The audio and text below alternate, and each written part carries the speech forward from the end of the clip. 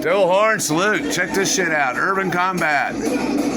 Training I did not receive in the military. Boy, the Russians are good about presenting this shit. Yeah, it's in Russian. Urban combat. This is actually take 3. I dropped my last call. I don't understand why. We just had fire trucks, cops, and ambulances driving through the neighborhood, so I wonder what's going down the street. So I would write a book if I could, but why? I'm just going to tell some stories formatted to this YouTube format, and hopefully I don't drop my video this time. I might have to check it soon.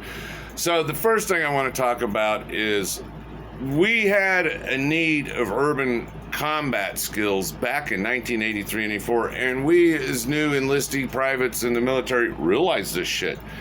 It didn't take an idiot to look back at Stalingrad and the disaster that was, and the need for urban combat skills, because people on one floor, you're stuck in the middle, you got people below you, people in sewers, people on the roofs, street to street, house to house, going through walls, going through windows.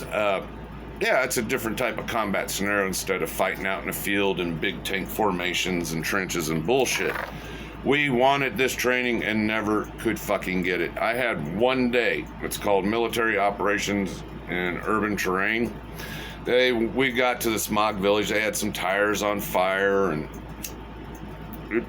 throw a grenade in a window, shoot it all up, throw a hook up in a window, climb up to the second floor and crawl through the window and shoot it all up. And I had one day of urban warfare training. When we got to Fort Rucker, we realized that we wanted more of this training, and there were some abandoned buildings, and we asked permission to train, but they said no. They were afraid we were going to step on a rusty nail, get tendonitis, fall through a floor, unfortunately. Somebody might get fucking hurt training in an urban combat environment. This training was basically non-existent.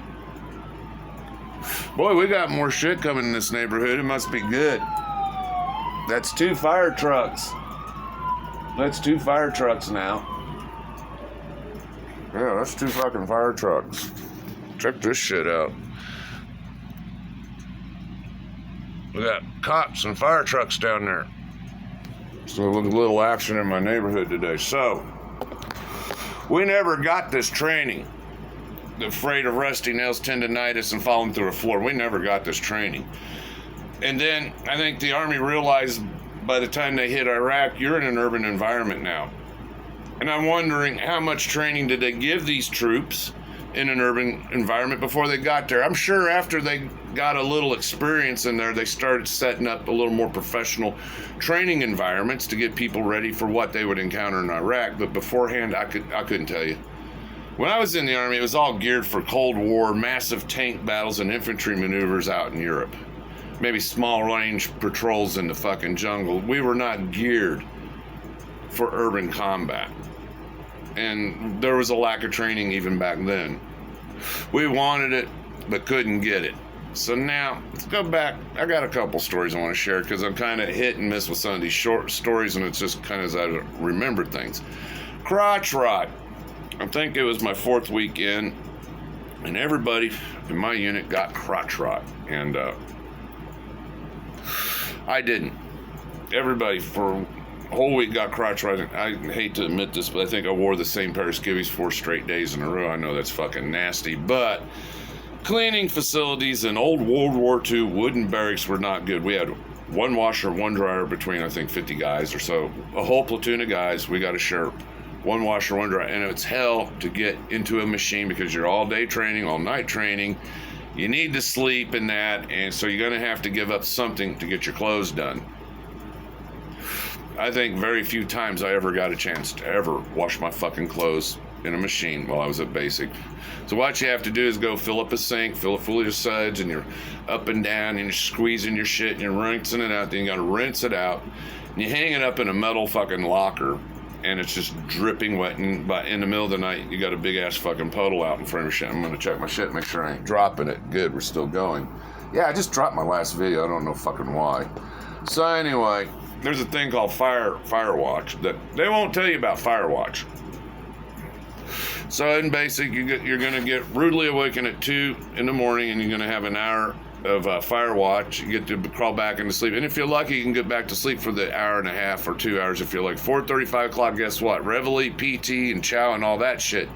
You're going to lose some sleep. And if you're lucky, you can maybe do some laundry real quick while you're on fire watch. Now, Georgia, they had these great big fucking cockroaches, about 3 inches long or better. I mean, these are man-killer cockroaches. I've never seen any as big as this in my life. So I stepped on one night. And then as I'm going through fire watch, there's a little trail of fire ants getting into it. And by the end of fire watch, the whole roach was just engulfed with fire ants.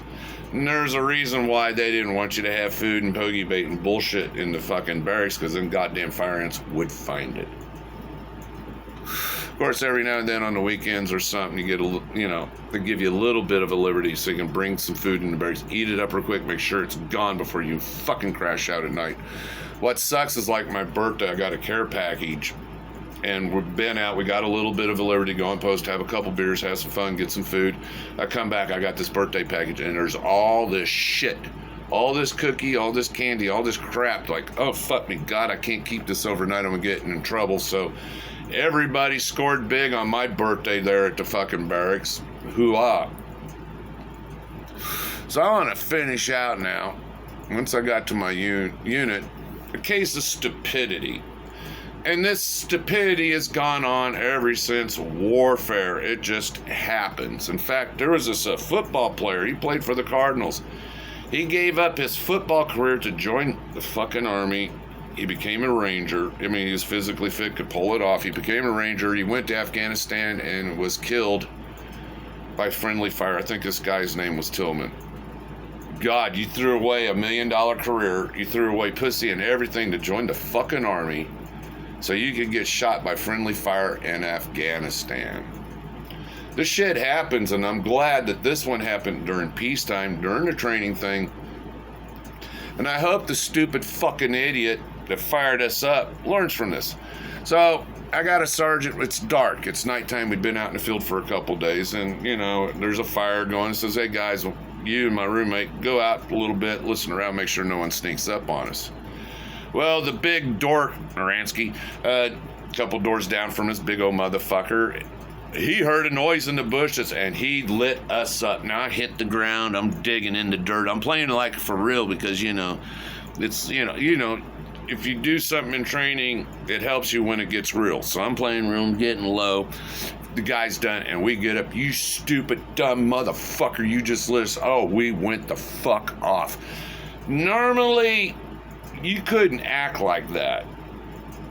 Yeah, there's a rule structure, there's a rank structure, and two privates going to fuck off about a friendly fire incident, even in training, they let us get away with it. We lit into this stupid, dumb motherfucker. We lit into all of them, and it's like, it was the sergeant's fault for not informing other people that, yeah, two guys are out here, don't light them up, and we got lit up. Imagine getting a letter, "Dear Mom, your son was killed by friendly fire today because some stupid asshole heard a fucking thing out in the bush, didn't bother to check what he was firing on, and just shot you up." There's got to be fire discipline. You just don't. Because you see a shadow in the dark, don't light them up. How about Stonewall Jackson? There's another one. Friendly fire incidents. So, back in 83, 84, we could tell we're not getting the training we need or want. This is not what the fuck I signed up for, what I'm doing, okay? We're begging for urban training combat, and we're not getting it. We're asking to get into schools, not getting into schools. We're committing fraud with EIB badges and thinking it's okay because I got the badge. Well, no, it was committed by fraud because you didn't use a zeroed-in rifle and the guy lied behind you. Shot expert. Every goddamn one of us shot expert in my unit. Thank God for training accidents, like the friendly fire thing or shooting your rifle in the middle of the night. You only do it one time and you learn from it. Yeah, it's kind of like, if you don't fuck up in training, how do you learn? You have to fuck up and train, make a mistake so you can fucking learn from it. And that needs to be a lesson throughout all our lives. If you make a mistake in your life, learn from it, grow from it, and carry on. So I think I'm done talking. It's just a short little thing here about crotch rot, a lack of fucking training, and a friendly fire thing. dear mom, your son was killed by stupidity today. Orange salute, hit that like and subscribe, and I can think of anything else. I might come up with a story or more. Who knows? Take care.